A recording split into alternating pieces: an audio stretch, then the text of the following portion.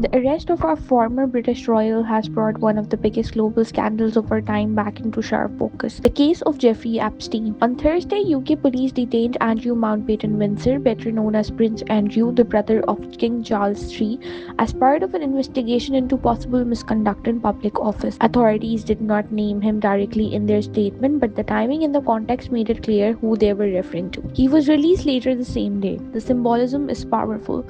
A prince detained, and the reason? His long-standing ties to Jeffrey Epstein. This comes just weeks after millions of US government documents linked to Epstein case were made public. Congress passed a law requiring administration of Donald Trump to release the files. Those documents include emails, messages, and photos, and they show how deeply connected Epstein was to powerful people around the world. Some of those documents suggest that Prince Andrew maintained close contact with Epstein. There are also reports that while serving as the UK's trade envoy, he may have shared sensitive government information with him. One released photograph showing Andrew crouched over young women lying on the floor has intensified public's outrage. Prince Andrew has denied any wrongdoing, but the pressure is no longer just about association, it's about accountability. According to the UN experts, Epstein's crimes may meet the threshold of crimes against humanity. That means this was not just individual abuse, it could be seen as a structured, organized network targeting vulnerable girls and young women. Epstein, who died in jail in 2019 in what authorities ruled as a suicide, built a global operation. Victims were flown across countries. Many were taken to his private Caribbean island. So the question now is bigger. Who enabled this system? Pressure is building in Washington too.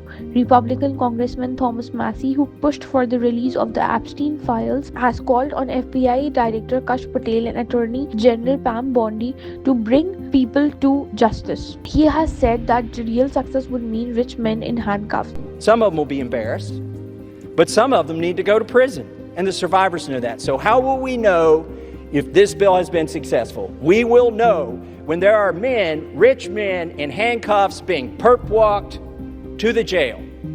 And until then, this is still a cover-up. But inside the US Justice Department, the tone has been more cautious. Deputy Attorney General Todd Blanche recently said that it is not a crime to party with Epstein or exchange emails with him, comments that sparked backlash from victims' advocates. We have released, there are a small number of documents, as I said on Friday, that we're waiting for a judge to say we're allowed to release because of a protective order. But this review is over. I mean, we reviewed over 6 million pieces of paper, thousands of videos, tens of thousands of images, and which is what the statute required us to do. You know, it's interesting. Leadership on the Hill, Congressman Massie, Senator Schumer are quick to complain. There is no way they have spent any time looking at the materials we produce, because I know the materials we produced them on Friday.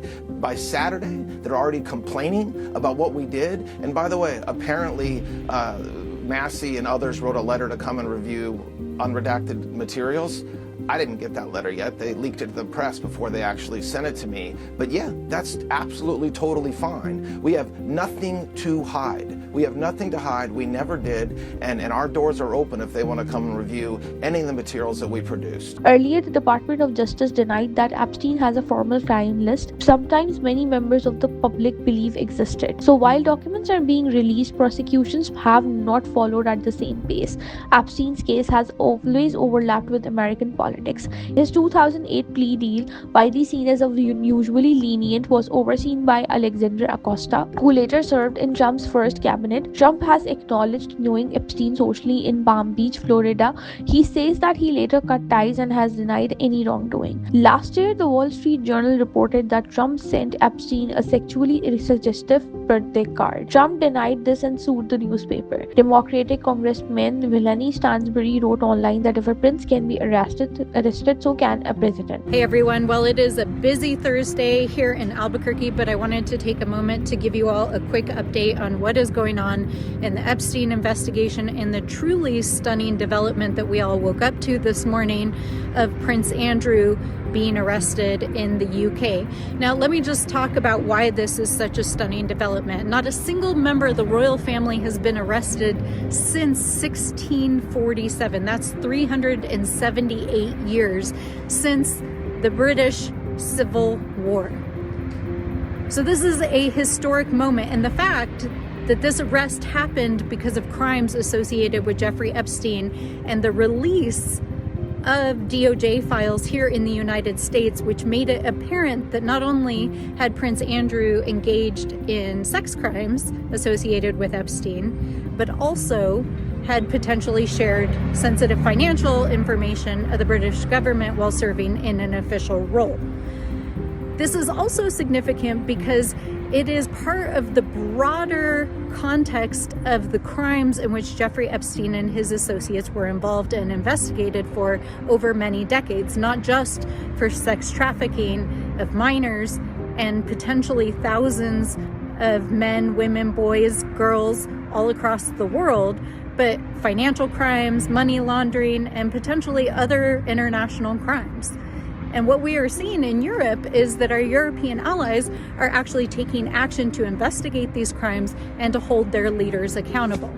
And so the question is, why is that not happening here in the United States? Why is Pam Bondi sitting on these files? Why is Pam Bondi refusing to further investigate known crimes that we have ample evidence of in the files that were released alone just over the last few weeks? And that's because it's very clear that this administration is involved in a cover-up.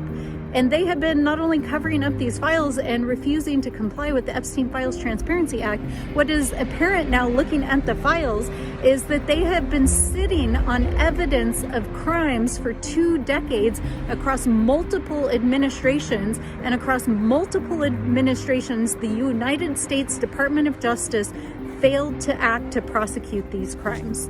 And there are known individuals who were investigated for crimes, including Donald Trump. Because there is evidence that the FBI actively investigated allegations of a sex crime against a minor by Donald Trump in association with the Epstein case. It is in the files. It is public. You can look at it for yourself. So this is perhaps one of the largest cover-ups ever in the history of the United States. And now we have a president, a Department of Justice, and a cabinet that are sitting on these files and refusing to act. And so we need the American people to stand up, to speak up, and to demand accountability, just as we've seen all over the country, all over the world. And as we're seeing foreign leaders who are being held to account, that is what we need here in the United States. And you better believe we are going to be on the case. Congressman Robert Garcia called the UK arrest an enormous step toward accountability and said the US must do the same. It is important to note that the ties to Epstein were not limited to one party. Former President Bill Clinton and former Treasury Secretary Larry Summers have also been linked socially in the past record. This is not a partisan issue, it is an institutional one. Recent polling in the United States showed that more than half of respondents say that the Epstein files have reduced their trust in political and business leaders. Nearly 70% believe powerful people are rarely held accountable. Investigations are now expanding beyond the US and UK. France and Norway have now opened probes connected to corruption and abuse allegation links to Epstein network. When wealth, politics, and influence overlap, justice becomes a test of the system itself. Right now, Prince has been detained, but the real story is whether the moment leads to wider independent cross-border investigation or whether it stops there.